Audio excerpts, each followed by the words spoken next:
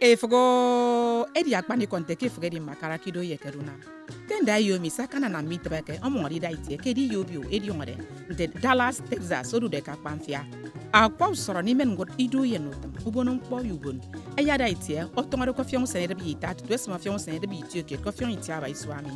Eyom ni kurkukuru ni to efik iban yiren edungore ke United States ye ko free kondo ka kwari na mo. Ami wo mi di kemeke mi somfre. Edi nka edi ngorente National Association Incorporated edi kama no temeri namaro kedi yiti uri awem edi ngorente Western Dallas Park Central Hotel Kefak Merit Drive ewede tiet iba tiaba iba ikwipo ye Dallas Texas ewede tiaba ition iba ition tiet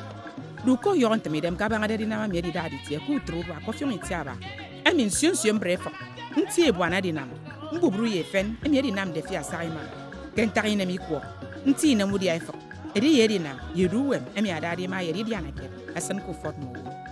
tiang nyene tie bwana yubonfo dari do yenu tami song aifak dan tie di namdi do wo midi kemeka ni frekuwem tie te ko kono yubo no edi on the Grand Gala fundraising night confiance ne de bi tune edi die tabatwa akwa yedi yembubre yu emi nsunsun bre yu nege fagadi dadi tie do ka fo di kon parawa iban yirene fak kedu senen pommo emi kpukpurungpo edi di de bra kentre tamidem funto fonde sanga yubonfo nyung sunokum kedi nam ta sanga de kekem ku isongefo bani sang mani tok di bwana yenyen ke Dallas Texas nti sugi diaru soro ni gut senye ni dide ka kwa mboge fuga kiswa tos ne rebi tioke ido ket ubon ket mbogo ket ami muru freka tutwa mama ayu